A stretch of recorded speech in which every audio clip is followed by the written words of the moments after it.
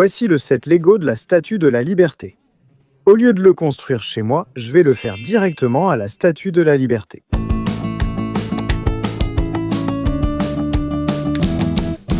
Le set était incroyable, l'endroit encore plus. Chaque détail a été parfaitement reproduit. Enfin, presque chaque détail. Le visage est un peu minimaliste. Mais le construire ici, c'était merveilleux. Tellement merveilleux que je vais construire le reste de New York sur les vrais sites, avec monuments, transports, mini-figurines et icônes pop culture. Après avoir trouvé le souvenir parfait, retour sur le ferry, puis direction One World Trade Center, le plus haut bâtiment des États-Unis. Voici un ensemble de la skyline de New York que je vais construire là-haut. Waouh! La montée jusqu'au sommet était incroyablement géniale, avec des murs interactifs montrant une vue en accéléré de New York à travers les âges. Et la vue actuelle n'était pas mal non plus, mais ensuite j'ai passé l'heure suivante, la tête baissée, à l'ignorer complètement. C'est le 5e ensemble de skyline que je construis pour cette ville, après Londres, Paris, Venise et Singapour. Comme les autres, il représente très bien ces monuments en miniature. Avec la petite Statue de la Liberté, l'Empire State Building, le Chrysler Building, le One World Trade Center et le Flatiron, même si je ne l'ai pas vu d'ici. On en reparlera plus tard. Pour l'instant, cependant, je pouvais voir notre prochaine destination, le pont de Brooklyn. Ici, je vais construire le set carte postale de New York, mais d'abord, j'ai traversé le pont à pied. On aurait pu croire qu'après presque 8 ans passés sur YouTube, j'aurais appris à être moins maladroit devant la caméra, mais non. Bref, la construction était très venteuse et très amusante, et encore une fois, c'était un vrai plaisir de la réaliser à son emplacement réel. Le pont de Brooklyn, une autre Statue de la Liberté, l'Empire State Building et le One World Trade Center étaient là. Je trouve qu'il rend mieux ici que sur la skyline. Pour aller à l'emplacement suivant, il faut prendre le métro. Pas ce subway, mais si je dois le prendre, je devrais aussi le construire. J'ai importé ce set de l'étranger, payé très cher, et en plus il était d'occasion, incomplet et sans boîte. Oh, et littéralement quand j'étais à New York, Lego a annoncé qu'ils allaient sortir une nouvelle version. Fantastique, mais je ne peux pas me plaindre. Le voir là pendant que son équivalent réel passait à toute vitesse, ça en valait vraiment la peine. Ce qui nous amène justement à ce bâtiment que nous ne pouvions pas voir tout à l'heure, le Flatiron. Ah, attendez, il est couvert d'échafaudage et on ne peut toujours pas le voir. Eh bien, voilà à quoi il est censé ressembler. Il va falloir faire preuve d'imagination. Maintenant, j'ai toujours voulu faire ça. Taxi! J'aimais prendre les taxis new-yorkais, symbole de la ville, me sentant chic et important. Je pouvais y passer la journée à regarder dehors sans me lasser. Si je prends un taxi, je devrais aussi en construire un. Et si j'en construis un dans un taxi, il nous faudra un générique. Construire un taxi dans un taxi dans un taxi dans un taxi. Construire un taxi dans un taxi dans un taxi dans un taxi. Ouais. On passe devant le monument. Tu fais encore un jouet du Danemark? Ce n'est pas un jouet, mais un système de briques sophistiqué et imbriqué. Et de toute façon, je l'ai construit en faisant le tour de New York. Nous sommes arrivés à notre prochain arrêt, l'Empire State Building. Symbole de New York, visible partout, il se dit le bâtiment le plus célèbre du monde. Je ne sais pas trop. Ils avaient une affiche du set Lego dans le hall, ce qui m'a donné envie de commencer. Vous n'allez pas en croire vos yeux. Un autre ascenseur interactif montrait la construction du bâtiment dans les années 1930, réalisé à un rythme impressionnant de 4 étages et demi par semaine. Sans vouloir me vanter, je l'ai construit en 60 secondes, puis les suivants. Lego propose ce coffret mosaïque pour se représenter en pixels. À New York, il existe aussi des modèles personnalisés, comme l'Empire State Building, que j'ai également construit. Après 4 quêtes secondaires se terminer, il était temps de passer à la grande, mais on ne m'a pas laissé la construire ici. La seule option était une pizzeria, et je n'allais pas refuser. Tourner ici était génial, en partie grâce à la nourriture. Il est composé d'exactement 1 milliard de pièces de gris beige et d'une réplique fidèle de ce qui fut, pendant 40 ans, le plus haut bâtiment du monde. Ensuite, nous nous dirigeons vers un autre grand bâtiment beige, le Rockefeller Center. C'est un complexe de 19 bâtiments des années 1930 avec boutiques, bureaux, studios TV et plus. Comme vous l'avez deviné, je vais le construire tout en haut, là-bas. Et il y avait encore un autre ascenseur interactif. La vue était la meilleure des 3 bâtiments visités. Finalement, construire l'Empire State ici aurait eu du sens, et inversement. Étrangement, on m'a laissé construire là-haut cette fois. Du moins, on ne m'a pas demandé de m'arrêter. Malgré sa couleur étonnamment beige, j'aime inexplicablement ce set. Un seul tenon doré symbolise la fontaine emblématique à la base. Ce bâtiment est un magasin Lego. Bien que ce set ait maintenant plus de 10 ans, à une époque, on aurait pu acheter le set dans le bâtiment sur lequel il est basé. Et ensuite le construire là aussi. Ce que, pour une raison quelconque, je trouve plutôt cool. Très bien, il ne nous reste plus que 2 monuments, et je vous promets qu'aucun d'eux n'est beige. Mais malheureusement, il n'y a plus d'ascenseur interactif.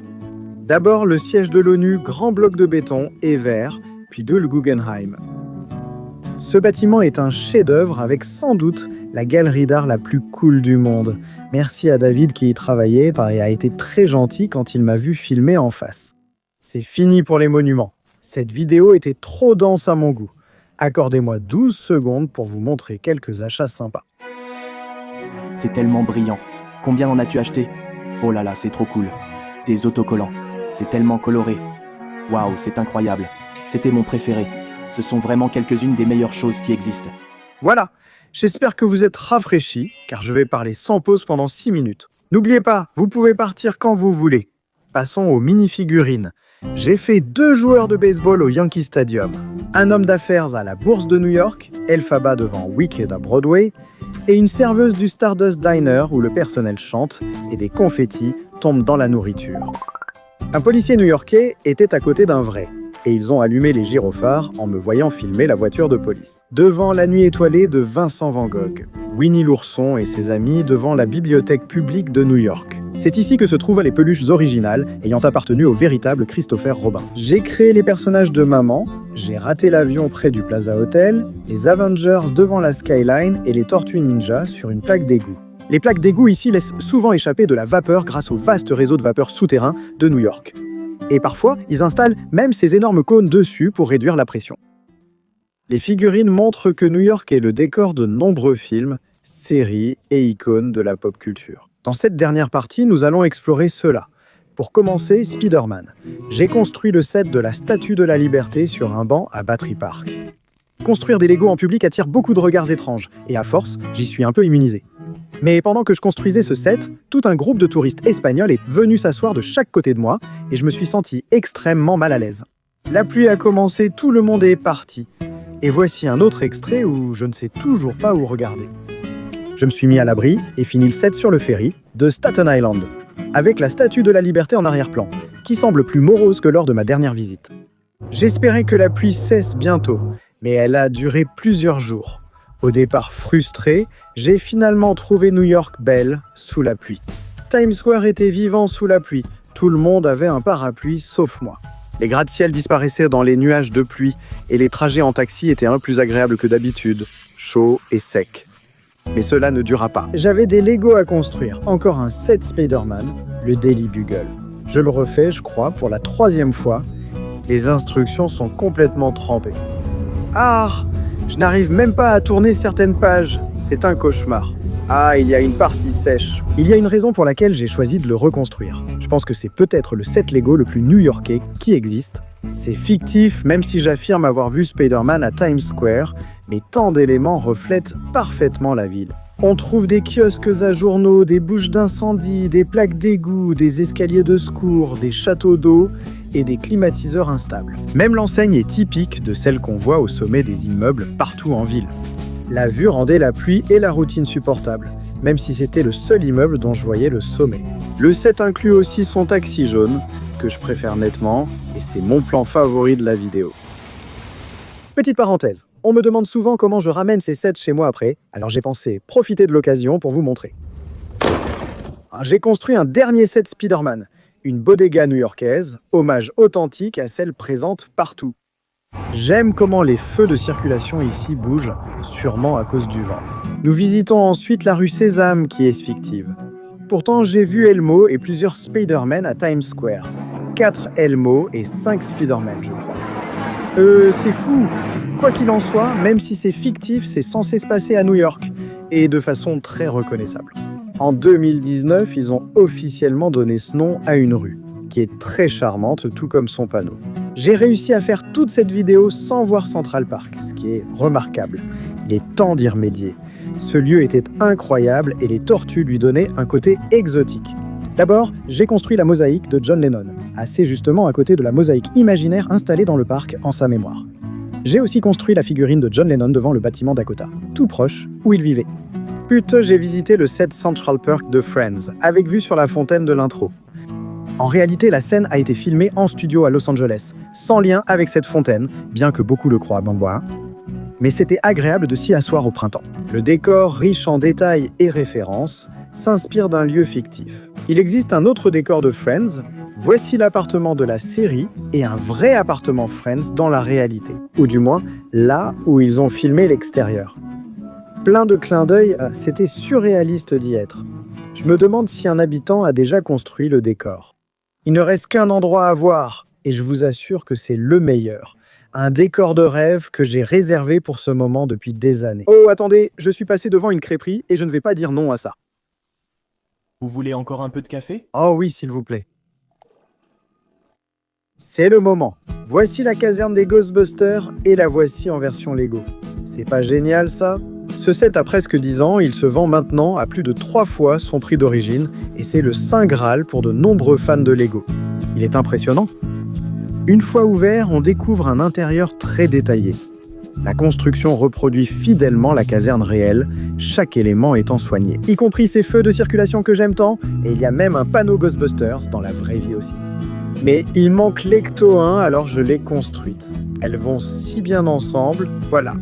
Je veux reconnaître à quel point j'ai une chance incroyable et à quel point je suis reconnaissant de pouvoir faire ça pour gagner ma vie. Je travaille déjà dur sur la prochaine vidéo et je suis toujours aussi maladroit. Sérieusement, je suis censé regarder où? J'ai des images inédites des coulisses, alors profitez-en. Je remercie les généreux donateurs de ma campagne caritative pour l'eau. Un immense merci à Neo, Ayladine, Ri, Elliot, Moser, Dusty, Jacob, Tommy Pinder, Aspen, Willow et leurs humains. Félix, qui a offert son argent de poche. Luke Driscoll, Sloan, Shannon D'Souza, Kaya Newley, Jackson Stroop, Blair, Carter Matthews, Harrison Gurley, parents Stacy et Michael, Zoltan, Louise, Emmerich, Cat Tails, Olivier du Massachusetts, Sébastien, Audrey, Reed, Kelsey, Matt, Skyla Balzano, Mathilda Kay Potato et Nope, G, Julie, Addison, Kit le chat, Mitch, George, Amelia, Logan, Esha Andy, Melo, Oscar, Cap, Ginger et Neuron, Flynn, Jessie, Maisie, Belle et Cléopâtre, Gavin, Rachel et Pépé le câlin, Daniel et James C, Rutan, Eves, Brooks, Walter et Moufle, Victor, Aaron, Andrew, Ezra, Mason et Caleb Sullivan, Claire, Dave, Sam et Tom, Tom, Tiffany, Henry, Shadow et Casper, Benjamin, Hélène et Mathieu, et Audrey, merci infiniment.